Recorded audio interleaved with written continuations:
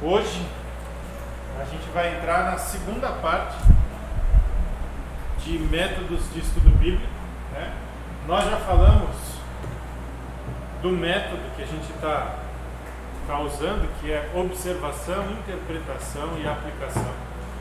Na outra aula, primeira aula, nós falamos a respeito da observação e a gente conversou bastante a respeito de alguns textos.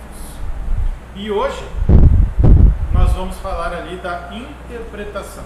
Tá? Interpretação. É o segundo estágio, a segunda fase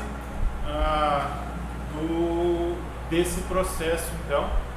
E se assim Deus permitir, no próximo domingo a gente encerra com a aplicação. No próximo domingo? Isso, é. Então são 3 domingos mesmo. Eu não vou achar enquanto. Não, são 3 domingos mesmo. Eu pensei que era 4. A gente até planejou, colocamos uma data a mais caso não conseguíssemos caminhar, entendeu? O plano original são 3 aulas, mas como a gente tinha espaço, deixamos uma a mais caso fosse necessário. E a gente pode até usar, mas eu acho que não vai precisar. O primeiro foi observação. E aí hoje interpretação. Na apostila, na página 6 aí, começa o trecho da interpretação. Então, como a gente faz o processo da observação, né? Vou ler aqui com vocês, né? A observação procura responder a pergunta, né? O que diz, né?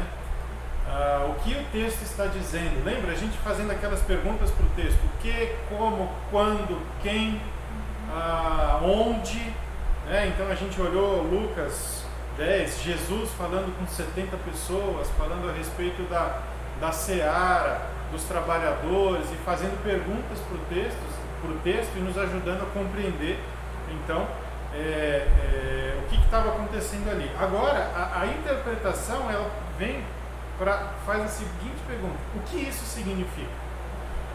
Uma vez que eu fiz perguntas para o texto, uma vez que eu interagi, eu li, reli, lembra? 35 vezes era o meu professor que fazia isso. Eu preciso de mais. Daí você decide, mas você lê, relê, começa a observar o texto, fazer as perguntas, aqueles conectivos, o mas, portanto, entretanto, porém e tal. E agora você então, depois de fazer esse processo, você chegou à conclusão do que o texto está dizendo. Aí agora o segundo passo, né? O que isso significa? E aqui é um ponto. Todos os pontos desse método, eles são importantes: a observação, a interpretação e a aplicação. E se a gente deslizar em um deles, vai afetar todo o nosso estudo. E na interpretação não é diferente, porque o que significa, eu tenho que tentar entender o que o autor está dizendo, e não o que eu acho. É profundo, né? Porque aí eu tenho que olhar para o texto e entender qual era o significado daquilo. Agora eu posso cair no erro de começar a colocar o que eu acho em cima do texto. E é justamente isso que eu preciso evitar. E às vezes acontece do que? Nós já temos aí uma bagagem de vida de igreja, de já ter assistido uma série de pregações, já ter lido uma série de livros, uma série de coisas. Então você já acha que já sabe o que o texto já está dizendo. Então isso dificulta em certo aspecto o processo, porque a gente acaba não se envolvendo da maneira que deveríamos nos envolver com o texto. Então por isso que é importante quando for para o texto, for ler o texto, eu estar com a mente e o coração aberto, limpo, né? Para aprender e, se for o caso, de repente até perceber que o meu entendimento até então estava equivocado. Então eu preciso estar aberto para isso toda vez que eu vou ler o texto, né? Aberto a ver se de repente o meu entendimento sobre determinado texto está realmente correto, tá? Então eu preciso entender o que é que o autor quis dizer, né? Então a gente tem aqui algumas questões que a gente precisa levar em conta para pensar ou para entender o que é que o autor quis dizer, né? Então, por exemplo, quando nós olhamos lá, Filipenses capítulo 4, versículo 13, Filipenses 4:13.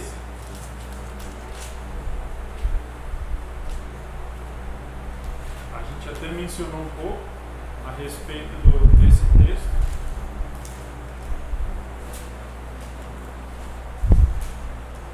Filipenses 4:13. Ele vai. Achou aí, dona Eunice? Não, porque eu peguei uma Bíblia. É uma Bíblia que a senhora não está acostumada. A letra é grande, eu falei assim, eu tinha perdido uma coisa. Não, mas procure aí, sem problema. Então, essa aqui é aqui no final. É depois de Gálatas, Efésios, Filipenses, Colossenses.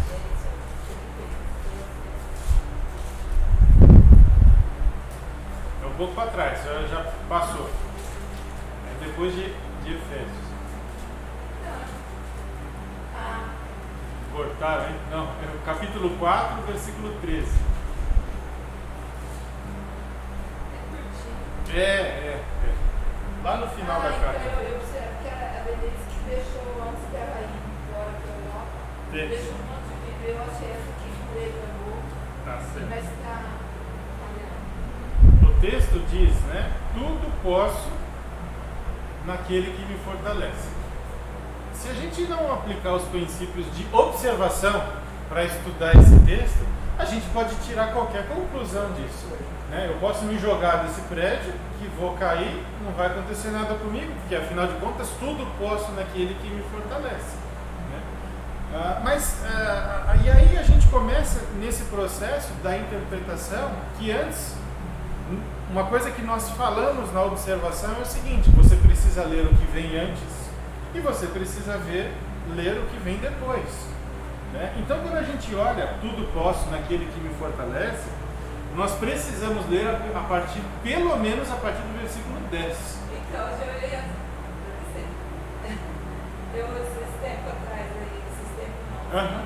Eu falei, tudo posso, mas nem tudo me convém. Aí, você tá vendo? Aí ele diz assim, ó, no versículo 10: alegrei-me sobremaneira no Senhor, porque agora, uma vez mais, renovastes a meu favor o vosso cuidado, o qual também já tinhais antes, mas vos faltava oportunidade.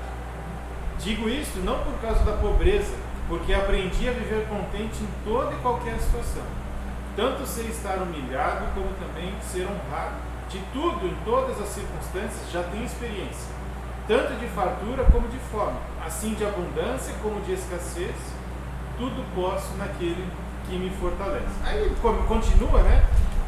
Ele está aqui agradecendo à igreja de Filipos pela generosidade deles na oferta que eles enviavam para Paulo, mesmo quando ele estava preso e tudo mais. Mas ele fala alguma coisa, o que ele falou antes aqui, ele está falando, olha, eu já tenho experiência tanto de fartura quanto de fome. Ou seja, eu já vivi situações extremas para o bem e para o mal, e eu sei que Deus me sustentou. Então a minha conclusão é: tudo posso naquele que me fortalece. Ou seja, eu posso,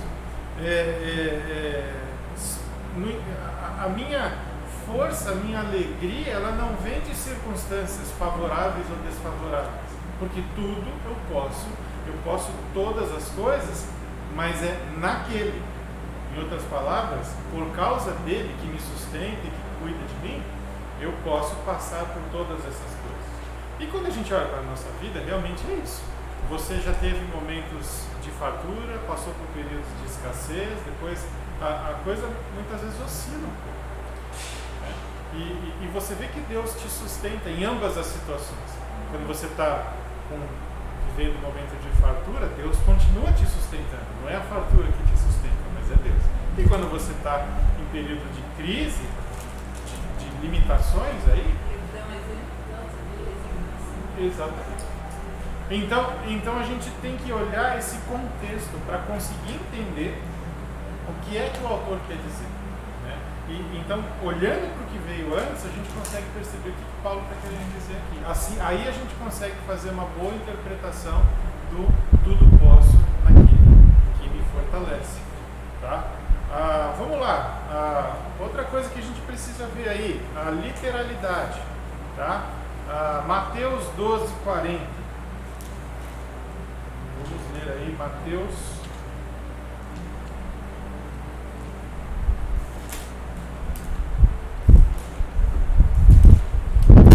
12,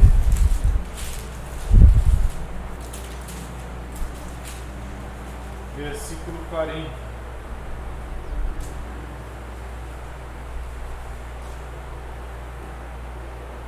Que Jesus está dizendo: porque assim como esteve Jonas 3 dias e 3 noites no ventre do grande peixe, assim o Filho do Homem estará 3 dias e 3 noites no coração da terra.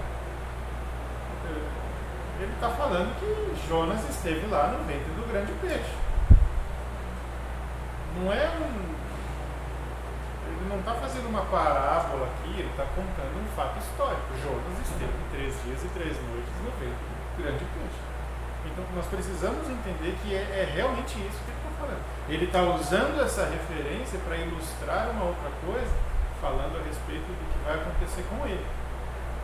Mas ele está falando, aconteceu isso. Mas aí esse versículo que eu vejo tem a parte literal e também tem a parte figurada, porque Jesus não foi dentro do coração da terra, vamos dizer assim. O que ele está dizendo é, ele pegou um fato histórico, ele está dizendo de algo que vai acontecer. Ele não está falando que ele ficou lá. Ele está querendo dizer, Jonas ficou 3 dias e 3 noites, e o homem, o Filho do Homem, estará 3 dias e 3 noites no coração na terra. Agora, você precisa entrar no texto, pegar o que ele está querendo dizer com o coração da terra e tudo mais, para entender o que ele está querendo dizer. Aqui, a gente precisa entrar um pouco mais a fundo no texto, tá? Porque ele está falando usando a Jonas como referência, e eu estou me apegando a essa parte, para dizer o que é que vai acontecer com ele. Tá? Então, tem gente que acha que Jonas, o peixe, não existiu. Foi uma história inventada por alguém. Não, Jesus está falando, isso é um fato comprovado. Isso é um fato histórico, aconteceu isso. Agora, para onde Jesus foi, a gente precisa de outros textos bíblicos para completar, para concluir isso. Jesus fala no centro da terra. Não, você precisa. Nessa parte você precisa de outros textos, e a gente tem textos a respeito da morte, da ressurreição de Cristo, que vai nos ajudar a compor aí a interpretação. Mas o fato histórico, assim como foi com Jonas, assim como foi, no sentido de ficou 3 dias e 3 noites no coração da terra, assim vai acontecer no coração da terra, não, no ventre do peixe, assim vai acontecer com o Filho. Então o que eu quis pegar aqui é a história. Jesus se apegou a um fato histórico e não uma história no sentido figurado, entendeu? Para dizer o que aconteceria com ele. Mas aí você tem que olhar, e a gente vai chegar nessa parte aqui no processo da interpretação, que não é só pegar um versículo isolado. Você tem algumas coisas que são complexas para a gente entender, e a gente precisa pegar outros textos bíblicos que vão montar aí todo um cenário para a gente fazer a interpretação. O que a gente está pegando aqui é os processos, tá? E os métodos que a gente vai usar para entender o que o autor quis dizer. Por exemplo, num primeiro momento, eu não sei o que significa o coração da terra. Então eu faço um ponto de interrogação. O que significa coração da terra? Eu preciso continuar a leitura, eu preciso continuar a minha pesquisa para saber. Ele está falando de Jesus? Bom, eu já sei que ele está falando de Jesus. Então eu preciso ir para quando Jesus morreu, para quando ele foi crucificado, para quando ele falou porque me abandonaste, entrega nas tuas mãos meu espírito, tal. Depois, quando ele ressuscitou, depois textos de Efésios que fala a respeito. Então, assim, para que eu consiga entender o que essa expressão coração da terra significa, tá? Mas sempre buscando apoio na Bíblia, tá? A gente vai chegar num ponto aqui que a gente vai ver que de nós precisarmos interpretar a Bíblia com a Bíblia. E a gente vai chegar aqui. Outra questão, salvar. A palavra salvar é interessante. Aí, Mateus 18:11.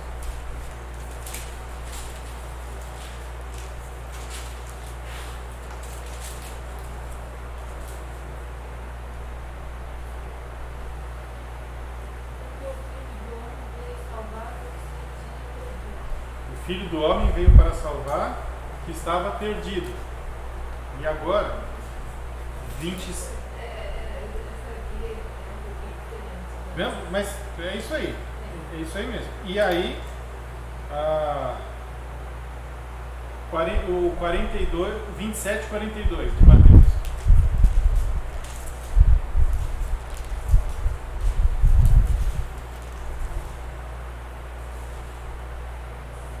Ele salvou os outros e não consegue salvar a si mesmo. Ele é o Rei de Israel. Se descer agora da cruz, creremos nele. A palavra salvar aqui. A palavra salvar no texto de Mateus 18:11, que ele veio para salvar o perdido, está falando de salvar do quê? O que vocês acham? Eu creio que do inferno, né, da condenação eterna. E agora, no 27:42? Mas salvar das doenças. Aí? Também se salvar da cruz, da morte física só. Não da espiritual. Igual que ele sempre fala para quem cria que ele podia curar. Falou, sua fé salvou, te salvou. Mas não necessariamente salvou da condenação, mas salvou da doença, salvou da morte. Então, percebe? No versículo 42, a minha versão diz: salvou os outros e a si mesmo não pode salvar-se. Né? Desce da cruz. E o rei Israel desce agora. Então, Jesus precisava se salvar assim? Do mesmo jeito que era o perdido? Então, a gente tem a mesma palavra, mas com significados ou com campos semânticos aqui completamente diferentes. Não está falando no sentido espiritual da coisa, salvar o que estava perdido, lá em Mateus 18:11. Agora ele está falando salvar no aspecto físico, né? Salvar do perigo, salvar de um problema. Então, a gente precisa tomar cuidado com essa questão gramatical, porque a palavra salvar, ela está lá. É a mesma coisa que nós temos aqui no nosso português, a palavra manga. Você pode pensar numa fruta ou você pode pensar na manga. É manga. Bota a calça e calça bota. E a gente, manga, se eu falo assim, eu estava andando na rua e um cachorro avançou na minha manga. A minha manga é a fruta que eu tinha na mão ou a minha camiseta? Não, é isso. Entendeu? Então, assim, eu preciso explicar um pouco mais, talvez. Né? E você precisa me fazer perguntas, mas que cachorro que é? Ele mordeu o seu braço? Não, eu estava voltando da feira, tinha uma manga na mão e ele pegou a manga da minha mão, entendeu?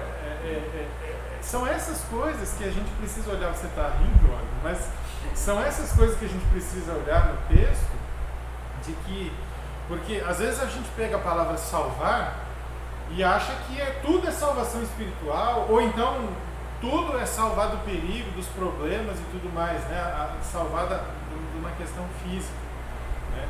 Então a gente precisa tomar esse cuidado, tá? Quando a gente vai ler e fazer uma pergunta, mas ele salva do quê? Porque o texto está dizendo do que ele salvou. Essa é a razão porque pessoas falam que o crente não fica doente, porque em Isaías 53, se eu não me engano, está falando que ele curou as nossas enfermidades. Mas que enfermidades ele está falando?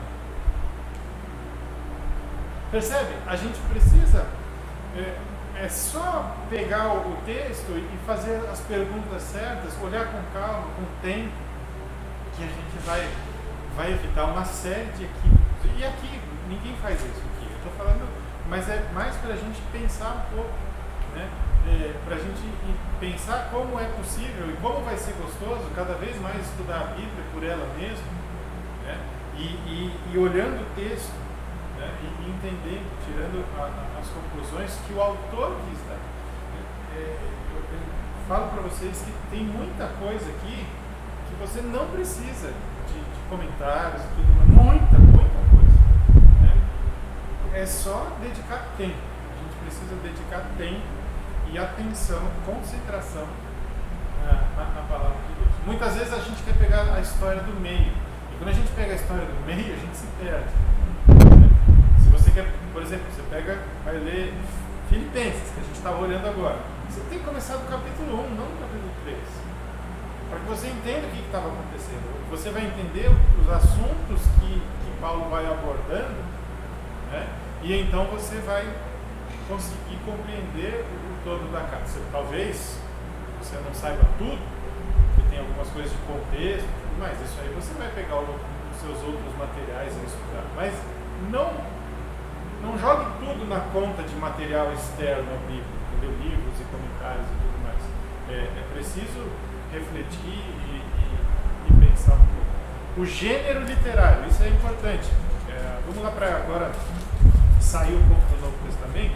Vamos para Isaías 53, versículos 4 e 5.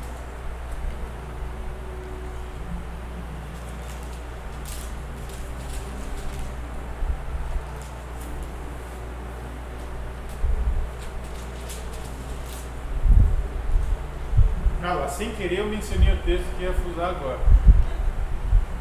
Isaías 53, 4 e 5. Certamente ele tomou sobre si as nossas enfermidades e as nossas dores levou sobre si. E nós reputávamos por aflito, ferido de Deus e oprimido. Mas ele foi traspassado pelas nossas transgressões e moído pelas nossas iniquidades. O castigo que nos traz a paz estava sobre ele e pelas suas pisaduras fomos sarados. Percebe que nesse texto aqui, aí a gente precisa olhar, o que é Isaías? Isaías é uma profecia.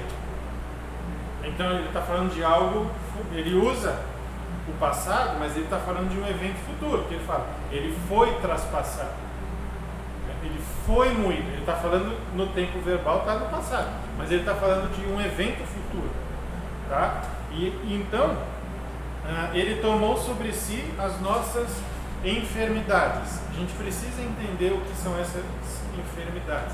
E sabe uma coisa que ajuda muito? É aquela questão que nós falamos na observação com respeito à divisão do texto sobre versículos. Os versículos foram colocados posteriormente. Agora, sabe, Isaías 53, ele é um cântico, tá? Ele faz parte, aliás, de uma série de cânticos que tem ali em Isaías a respeito do servo do Senhor, a respeito do servo sofredor. É uma série de cânticos. Você tem uma divisão ali, que eu não tenho na cabeça agora, mas você tem essa divisão. Mas se você olhar bem, e às vezes algumas Bíblias trazem aquele cabeçalho em negrito, que a gente falou que é melhor você não considerar ele. Pode, mas não leva tão a sério. Mas você vê que Isaías 53, na verdade, começa no versículo 13 de Isaías 52. Sofrimento e glória do servo do Senhor. É o cabeçalho que não é para... É o cabeçalho que não... Pode até ser que fale disso, mas é um cântico, né? Que começa no versículo 13 do capítulo 52 e ele vai praticamente até o 54 no final.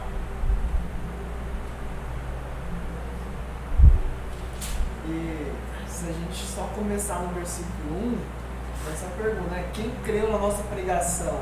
A quem se manifestou o braço do Senhor? Se a gente não lê antes que ele está falando que o servo será exaltado, todos temerão ele. Essa é a introdução do canto. É que os reis taparão a boca. Se não entender a parte do 52, a pergunta vai estar jogada no ar aleatoriamente. Exatamente. Então, assim, a gente precisa olhar para isso. A gente precisa compreender essas coisas, esses detalhes, porque eles são importantes para nós. Então, assim, você tem um cântico dentro de uma profecia. Esse é o gênero literário. Então, é complexo. A Bíblia tem muita complexidade literária. A gente precisa reconhecer isso, até porque pessoas que não creem na Bíblia acham que é um livro religioso qualquer. Mas ela é muito complexa. Quando pega o aspecto literário, principalmente dos profetas no Antigo Testamento, ela tem muita complexidade. Você tem um profeta que naturalmente está colocando aqui uma profecia, e dentro dessa profecia ele coloca um cântico, né? Então, e o cântico vai nos ajudar a interpretar as coisas da maneira certa, porque aí ele curou as nossas enfermidades. Ele está falando de que enfermidade? É a nossa pobreza espiritual, a nossa doença espiritual, que se chama pecado. Então a gente... Oi? E a gente vê muito isso, né? Na própria família. Tem uma filha que tem duas filhas, a Denise. Mas meu irmão pai é cientista. É mesmo. Deus não sabe quanto eu te Eu imagino, viu, dona Denise? Eu imagino que não é fácil. Não é fácil. Vamos lá. O último tópico desse slide aqui: compare Bíblia com Bíblia. Então a gente precisa fuçar, literalmente ir atrás de texto bíblico e tentar entender o que está acontecendo ali. Vamos começar com Hebreus capítulo 6, versículo 4 até o 6. Hebreus capítulo 6, versículo 4. E o assunto é nada mais, nada menos do que perda de salvação. 6, 4 até o 6.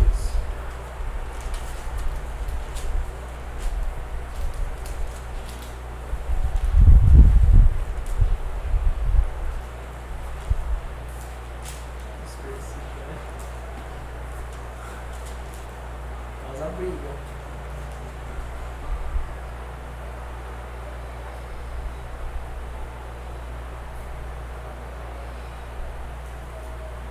Lá na frente, dona Anice, é antes de Tiago. Eu acho que eu estou ainda com problema na visão do. Eu vou ter que fazer cirurgia. A senhora falou para mim semana passada. Eu acho que vou ter que pegar o. Eu posso lendo aqui, dona Anice, se você pode? Hebreus capítulo 6, versículo 4 até o versículo 6 diz o seguinte: é impossível, pois, que aqueles que uma vez foram iluminados e provaram o dom celestial e se tornaram participantes do Espírito e provaram a boa palavra de Deus e os poderes do mundo vindouro e caíram, sim, é impossível outra vez renová-los para o arrependimento, visto que de novo estão crucificando para si mesmos o Filho de Deus e expondo a ignomínia. E aí? O texto está falando de perda de salvação ou não? Porque ele está falando, aqueles que decaíram, que caíram, é impossível renová-los para arrependimento.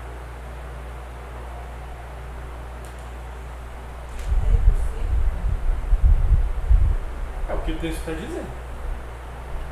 Então, vamos lá. Então Hebreus está dizendo isso. Vamos lá para Gálatas, capítulo 5, versículo 4.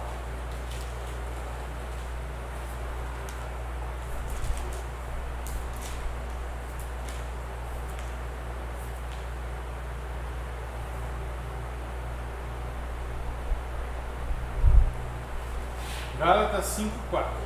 De Cristo vos desligastes, vós que procurais justificar-vos na lei, da graça decaístes. Isso já começa a dar uma luz para nós. Decaístes, Gálatas 5:4. Isso já começa a dar uma luz. Porque ele fala, de Cristo vocês se desligaram, porque vocês que procuraram se justificar na lei. Opa, parece que está trocando uma coisa pela outra. Calma aí. Nós vamos fazer até o final. Até por aí? É, claro, não, tem que ser. Gálatas 3:3.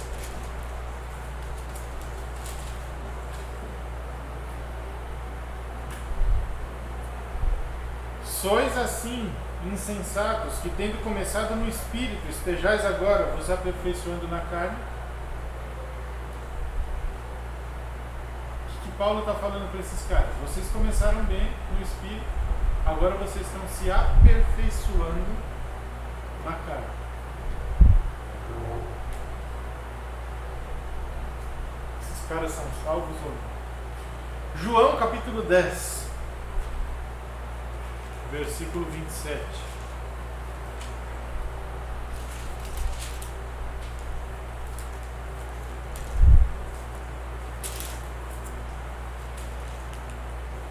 João 10, 27 até o 29.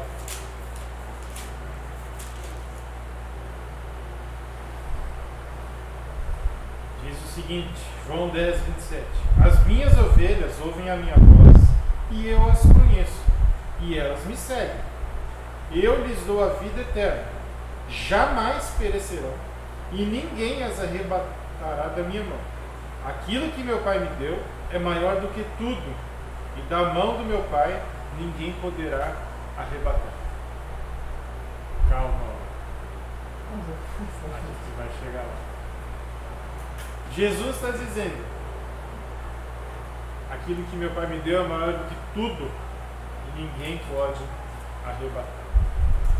Agora o último texto dessa questão aqui, né? Talvez você encontre outros, mas eu quero atacar esses aqui.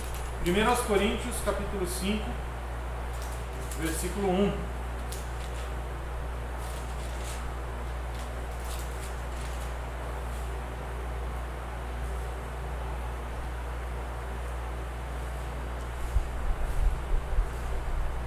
Coríntios 5, 1, eu vou ler até o 5.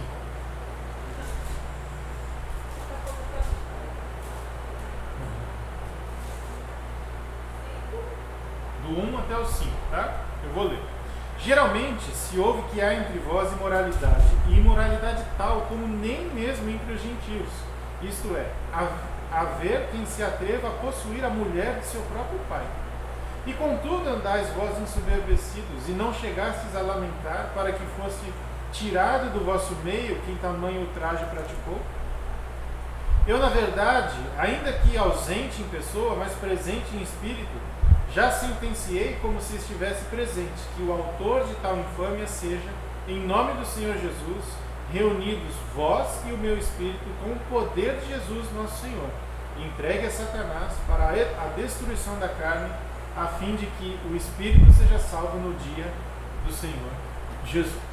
O cara estava tendo relação sexual com a madrasta, e Paulo está falando que precisa dar um jeito nesse cara. Por quê? Para que ele seja entregue a Satanás, mas que fosse salvo no dia do Senhor. Ou seja, se entregue a Satanás aqui, não está dizendo lançar no inferno, mas sim deixar ele viver literalmente do jeito que o diabo gosta. Mas no dia do Senhor, ele está salvo. E aí? Quando a gente olha esses textos, existe contradição ou não? Quando você olha Hebreus 6, você tem a nítida sensação de que ele está falando de perda de salvação. Agora, quando você olha 1 Coríntios 5, fica muito claro que esse camarada, ele não perdeu a salvação. O que ele tem é muito sofrimento por causa das escolhas que ele fez. Crentes em Cristo Jesus que decidem abandonar a fé no sentido de que se entregar uma vida totalmente contrária a Deus, e a gente não tem como avaliar se o camarada é salvo ou não, porque quem sabe disso é ele e Deus. A gente pode ver as ações, as atividades, a maneira que ele vive, pode evidenciar se ele é salvo ou não. Mas isso está entre ele e Deus. E o que a Bíblia está nos falando é que se o camarada é salvo, ele sim, um dia estará no céu com Jesus. E é um dilema. É o dilema que Jonas vivia. Porque eu tinha que pregar salvação para um povo que era mau, que viveu um pecado a vida inteira. Ele não queria isso. Eu estou falando que é o dilema porque ele não queria aquilo. E a gente tem dificuldade de aceitar isso. O cara é crente, mas ele vai viver do jeito que ele quer. Isso é uma coisa dele com Deus. E certamente ele vai responder para Deus da vida que ele viveu. Então a gente precisa comparar a Bíblia com a Bíblia. A gente precisa observar. Será que é isso mesmo? Você ia perguntar alguma coisa? Não, era só um pensamento que eu estava tendo em relação a os de Hebreus e também de Gálatas que caíram. Porque todos são chamados. E eu sugiro, acho, não sei se está correto, que as pessoas que falam principalmente em Gálatas é aquelas que foram chamadas a arrependimento, participaram ali da igreja, tiveram ali presentes, conhecendo o que é a doutrina, o que é o evangelho, mas eles preferiram ser justificados pela lei. Então pode ser, não sei, que eles experimentaram o que é a igreja, o que é o evangelho, mas nunca foram de fato convertidos. Eu não tenho como base para afirmar isso. Porque falando de Gálatas, você está falando de cristãos que estavam sendo influenciados por judaizantes. Por isso, essa questão de enfatizar a lei e tudo mais. Eram cristãos,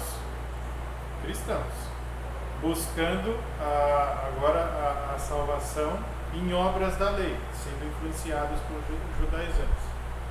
Eles caíram em que sentido? Eles começaram a buscar mérito na salvação. Mas em momento algum diz que eles abandonaram a fé em Cristo Jesus.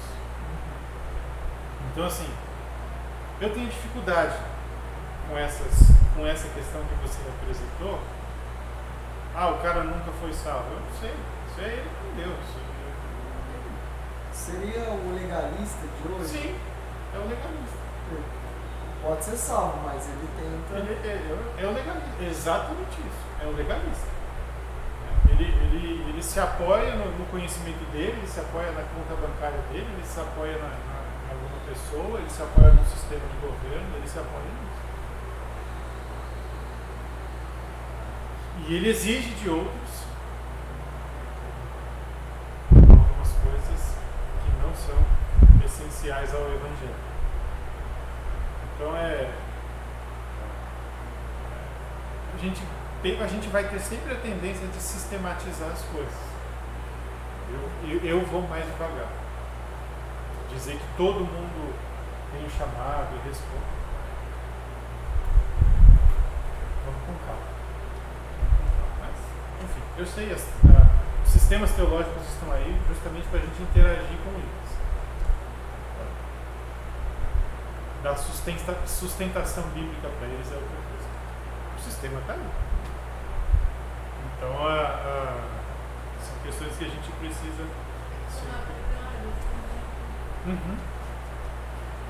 Porque, às vezes, o nosso perigo é eu adoto um sistema teológico sem antes pesquisar o que realmente a Bíblia diz sobre.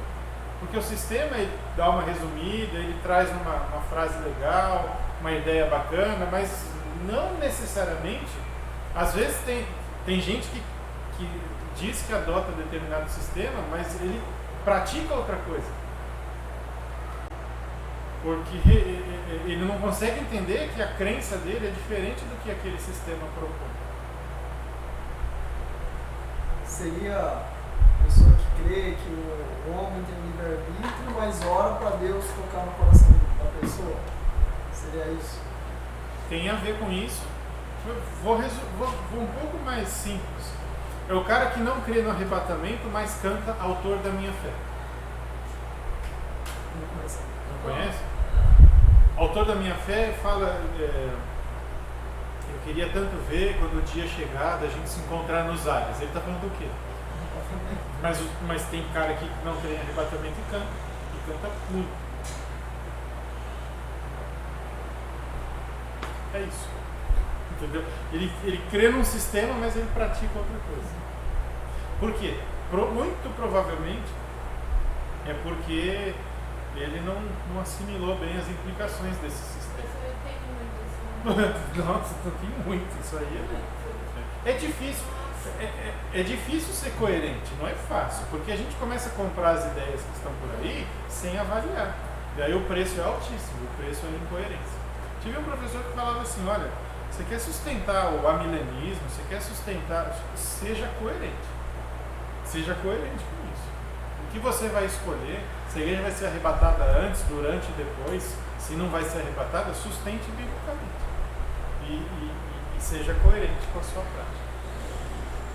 É eleição incondicional, condicional, seja lá o que for, sustente biblicamente, seja coerente.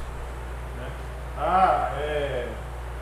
Não é eleição, é livre-arbítrio, então sustente biblicamente. Perfeito. Estude, em outras palavras, estude. Não é porque se você for coerente você está certo, não é isso. É justamente para que a sua vida reproduza aquilo que você disse. Exatamente. Ok? Vamos lá. Processo interpretativo. Tá? Antes da gente chegar aqui, deixa eu só fazer um parênteses com você aqui. Você tem na apostila, no finalzinho da página 6 e depois no comecinho da página 7, os gêneros literários, tá bom? Algo que é muito importante para nós. E eu coloquei aqui exemplo, tá? de uma carta, tá? Que ela é toda estruturada, tá? Para os leitores, e a gente tem aí a responsabilidade de identificar isso. Então, epístolas, né, que são cartas direcionadas a um público específico. Eu coloquei algumas aqui.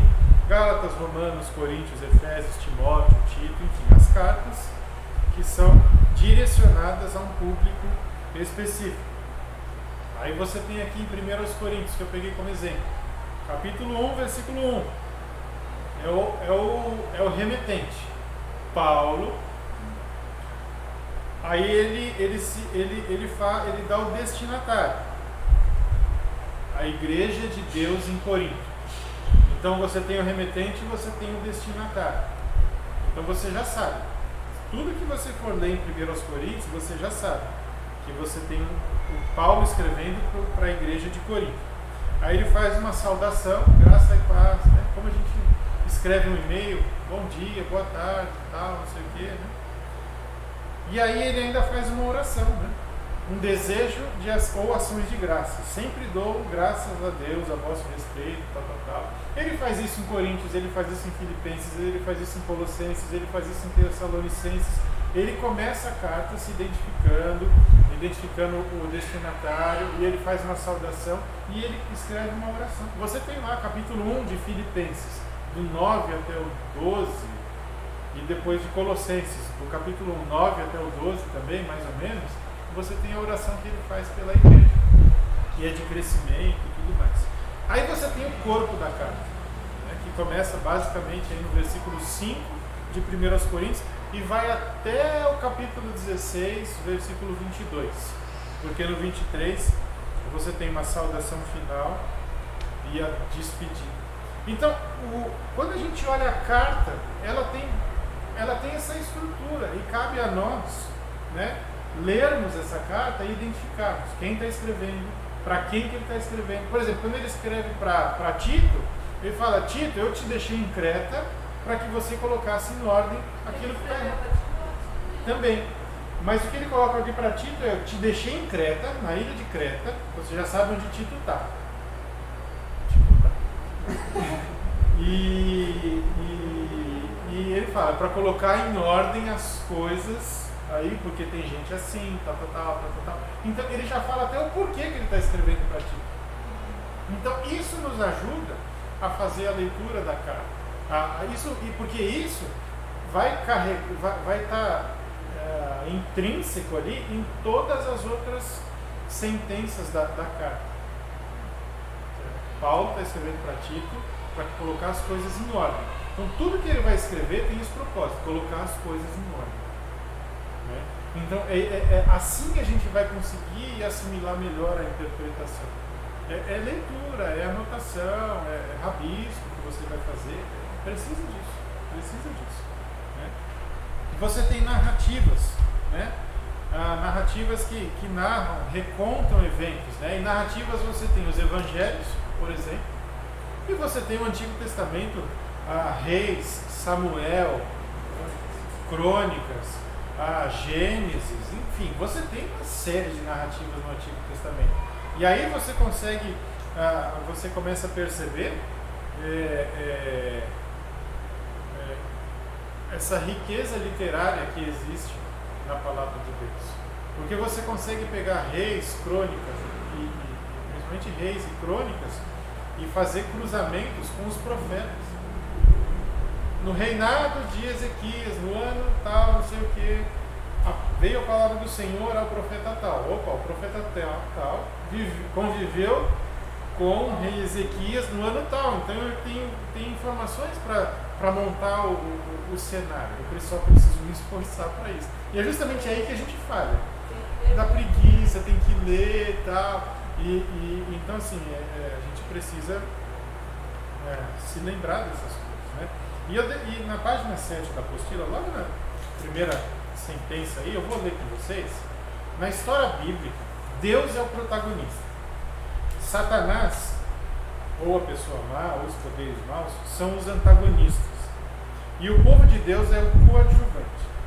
O enredo básico da história bíblica é esse. Deus, o Criador, criou o homem para o seu nome, para a sua própria imagem, para que, como portador de sua imagem, fosse seu mordomo na terra, que ele criou para o benefício desse próprio homem. Mas um inimigo entrou em cena e persuadiu o homem a corromper sua imagem. E assim, ele se tornou inimigo de Deus. O desfecho é a longa história da redenção, como Deus resgatou seu povo da prisão do inimigo, restaurou a sua imagem e, por fim, restaurá-lo-á a um novo céu e uma nova terra. Isso aqui é extraído de um livro, tá? Está em itálico porque é referência de um livro, em que ele resume, bem resumidinho, o que está de Gênesis e Apocalipse. Então a gente vai perceber, né, que você já tem algumas informações já pré-estabelecidas na sua mente para quando você for estudar a palavra de Deus, tá? Quando a gente faz um resumo aqui de Ruth, tá? Você tem aí capítulo 1, uma viúva moabita emigra de Moabe para Belém com a sua sogra israelita, Noemi, que também é viúva. Capítulo 2, Boaz, que é parente de Noemi, permite que Ruth escolha restos dos grãos em seu campo, demonstrando uma atitude de amizade, pois este soube da atitude de Ruth para com sua parente Noemi. Isso é um resumo bem superficial, tá? Capítulo 3, Ruth deixa Boaz saber de seu amor por ele e espera que ele vá se casar com ela. Capítulo 4, Boaz faz tudo o que é correto diante do Senhor para se casar com Ruth e o casal gera um filho, Obed, que é um grande consolo para Noemi. E Obed veio a ser, o neto de Obed, veio a ser É um resumo bem resumidinho de Ruth, mas a gente vai lendo e vai conseguindo fazer essas sentenças, essas questões aí, tá bom? Você tem parábolas, escrituras de sabedoria, né? Já mencionei na outra aula, Provérbios 22:6, né? Ensina o filho no caminho que deve andar, e quando ele for velho não vai se desviar dele. Não é promessa, é um conselho de sabedoria para os pais entenderem o propósito de Deus para a vida do filho e conduzir o filho nesse caminho, e assim quando ele crescer ele não vai nem sentir o desejo de se desviar, porque ele entendeu o seu propósito na vida. É um conselho. Quem não faz o estudo correto acha que é uma promessa e vê, eu ensinei de acordo com Provérbios e meu filho não se converteu. Exatamente. Isso acontece muito. Eu já conversei com diversas pessoas, pais, que vivem tristes mesmo, e tristes com Deus, né? E desanimam da fé. Né? Porque eu ensinei meu filho, e quando ele cresceu, ele decidiu se afastar do Senhor. Mas Deus prometeu. Não, ele não prometeu. Ele deu um conselho. Agora, quem decide é o seu filho. Né? Então, é um conselho. Então, a gente tem isso. Isso gera muita crise. Mas é uma questão do quê? De leitura, de interpretação e tudo mais. Né? É por isso que eu falei. Oi. Tem uma pessoa que veio junto comigo, ela queria assistir, mas não queria perder a pregação. Aqui, depois a gente manda o link do YouTube e aí a pessoa pode acessar, tá bom? Então, a gente tem que tomar cuidado com as interpretações e tudo mais. Né? Precisa cuidar para estudar e ler direitinho. Agora, esse processo interpretativo, que é o fluxo, né? Você tem aqui o propósito, né? Propósito do seu estudo, a interpretação. Seu objetivo é determinar por que o escritor levanta o assunto. Por que, por exemplo, Paulo escreveu para os Gálatas, como está aí, ou então, por que Paulo escreveu para Tito, né? Então, determinar o propósito do livro, né? Passagem, que é poema, narrativa ou o que mais houver, é o primeiro passo da interpretação. Ao estudar a narração de um acontecimento, procure descobrir o seu propósito. E a gente vai trabalhar um pouco a ideia de Gálatas capítulo 6, versículo 1 até o versículo 5. Tá? Então, assim, a gente tem que ter em mente, quando eu for fazer a interpretação, qual é o propósito? Para eu entender o que o autor queria dizer, eu preciso entender qual era o propósito dele. Tá? Então, como eu faço isso? Lendo, anotando, pensando, observando os termos usados, se é poema, se é narrativa, se é epístola, se é profecia, enfim. Né? E às vezes tem as coisas no meio. Né? Poesia, cântico é uma poesia. Tá? Pensamento-chave. Tá? Pensamento-chave é a grande ideia. Tá? Sabe quando... aqui, normalmente, vou usar o exemplo do pastor Domingos. Quando ele vai pregar, ele coloca a mensagem. Ele fala, eu vou pregar o texto tal, o tema é tal e a mensagem. Aí ele começa, o verdadeiro cristão, tal, é isso aqui. É isso aqui que a gente precisa entender. É entender o que o texto está trazendo de mensagem para você. Né? E o que o autor quis passar de mensagem para a igreja lá. Então, é a grande ideia, o tema ou a essência do livro. Tá? Do livro ou da passagem, do tópico. O propósito do tema é enunciar a principal verdade, o princípio espiritual. Isso, que tão claro e sucintamente quanto possível. Quanto mais você conseguir sintetizar esse pensamento-chave, mais claro fica para você. Senão você faz um negócio de 30 linhas, vira uma redação, você não consegue. Então você vai ter que ir reduzindo. Mas isso é treino, tá? Isso é prática. O fluxo. Aí você vai ver, tá, eu entendi isso. Agora eu vou identificar como ele chegou no ponto que ele está. Como Paulo chegou no ponto de falar tudo posso naquele que me fortalece? Ele começou a escrever, né, com gratidão, expressando a gratidão pelos filipenses, pela ajuda que eles dão. Depois falando da história dele, em que ele viveu uma série de coisas, momentos de fartura, momentos de crise e tudo mais, e a conclusão foi tudo. Então esse é o fluxo. Eu preciso entender isso na minha leitura, tá bom? A gente vai falar um pouco de Gálatas 6, 1 a 5 depois. E aí, após as observações e interpretações, a gente vai escrever frases que definam um texto, tá bom?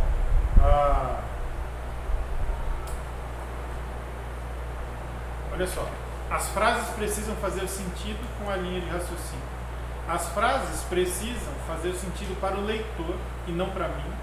E a frase tem de demonstrar o ensino do autor para o destinatário. Tá? Eu preciso considerar que o ensino ele precisa caber na linha de raciocínio. Vamos lá para Tito 1,15. Tito tá. Tito. Onde o Tito tá? Tito 1,15.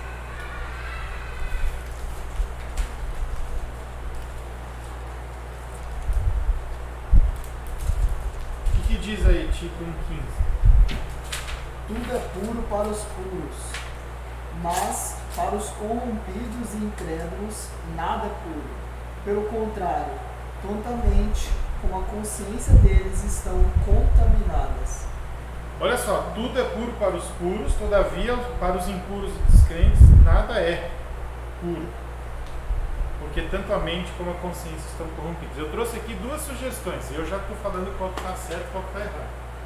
Tá? Você pode chegar à conclusão de que a mente corrompida dos falsos mestres os levava a interpretar ações que tinham aparência do mal como maldade. Ou seja, era uma questão de má interpretação. Entendeu? Não? Não, está errado esse ensino, tá? Mas assim, tem pessoas que olham assim e falam, nossa, tudo é puro para os que são puros. E para os impuros nada é puro. Então é uma questão de percepção, não é uma questão de verdade. Eu pegaria um negócio aí, por exemplo, um filme. Os que são puros, esse filme vai ser puro. Os que não são puros, esse filme é impuro. Isso é o ensino errado, que já tem por aí, já teve por aí ensino assim. Do tipo, eu estou falando que a mente corrompida dos falsos mestres, né, levavam eles a interpretar, era uma questão de interpretação. Tá? Por quê? Porque eles simplesmente eram impuros. Tá? Mas, o que o texto está dizendo? Sim, eles tinham a mente corrompida. E por causa disso, eles avaliavam o padrão de todos os homens como puro. Então, você assiste um filme, você tem como julgar se ele é puro ou se ele é impuro. Quem tem a mente corrompida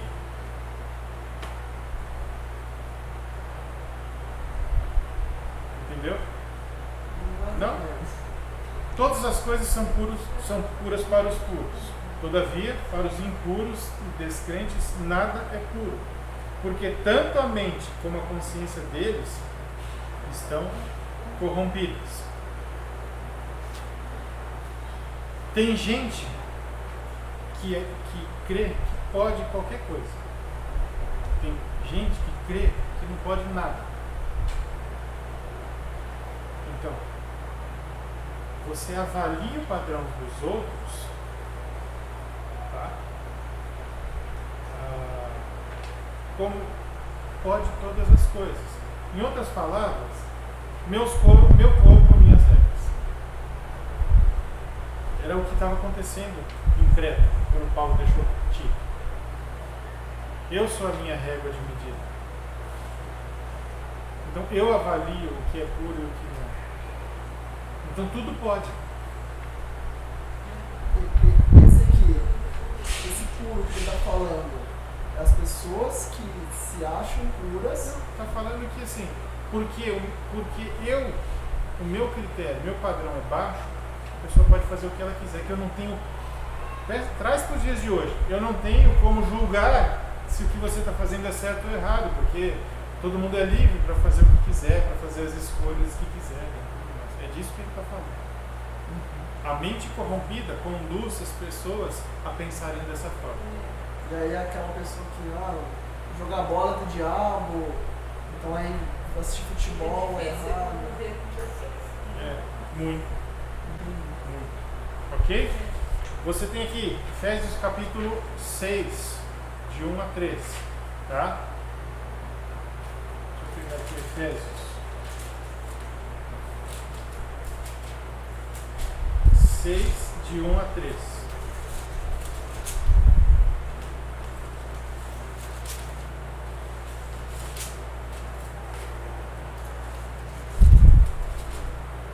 Filhos, obedecei a vossos pais no Senhor, pois isto é justo. Honra teu pai e tua mãe, que é o primeiro mandamento com promessa, para que te vá bem e sejas de longa vida sobre a terra. Então, a gente resumir esse estudo é assim, ó, o filho que obedece os pais no Senhor prosperará. Mas tem que ser no Senhor. Sim, no Senhor, é o que o texto está dizendo. Está dizendo, obedecei a vossos pais no Senhor. É um relacionamento cristão. Pressupondo que os pais são cristãos. E como os pais não são, o filho tem que ter uma posição de obediência no Senhor. Se submeter aos pais no Senhor, porque é a autoridade. Então, com a consciência de que se submetendo aos pais, ele está submetendo a Deus, que colocou aos pais como autoridade dele.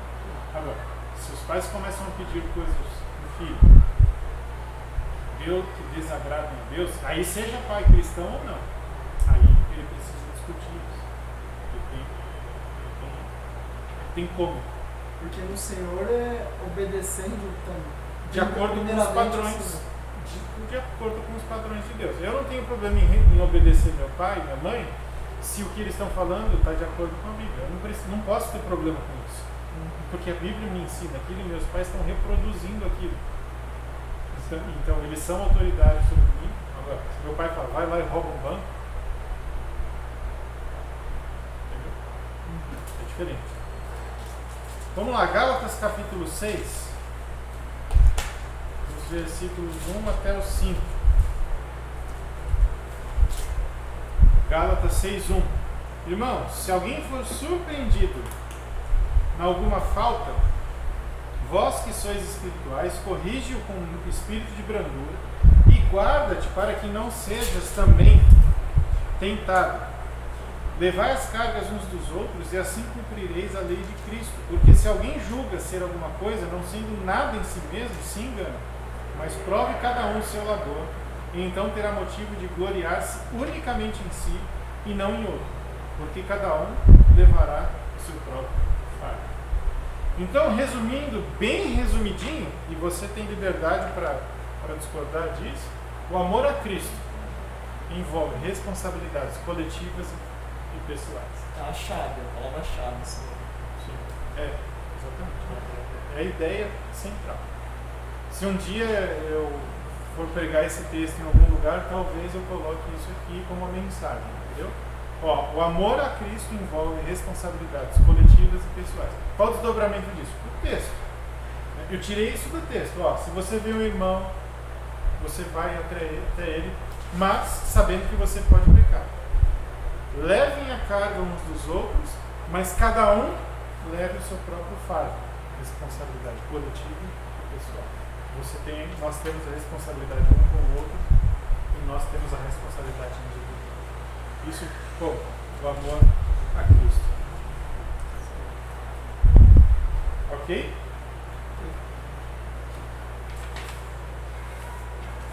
Nós temos aí Gálatas 1:10. Gálatas 1:10 diz: porventura, procuro eu agora o favor dos homens ou de Deus? Ou procuro agradar a homens? Se agradasse ainda a homens, não seria servo de Cristo. E aí, a proposta é uma proposta da minha cabeça, tá? O servo de Cristo busca agradar seu mestre, não as pessoas. Você pode melhorar isso. Você pode colocar: o servo de Cristo busca agradar seu mestre em primeiro lugar, né? Porque tem que respeitar, honrar as pessoas, mas eu faço isso porque eu estou amando a Deus.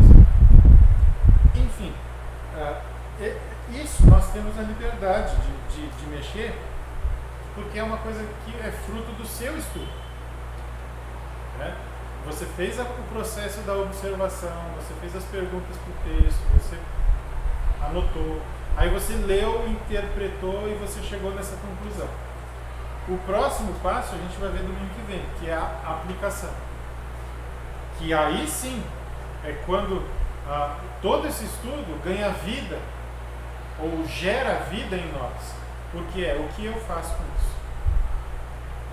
Entendeu? O que é que isso tem a ver com a minha vida? Por exemplo, o que é que esse texto, né, de buscar agradar meu mestre e não as pessoas, tem a ver com o meu dia a dia, com a minha vida? Aí eu vou começar a fazer a aplicação.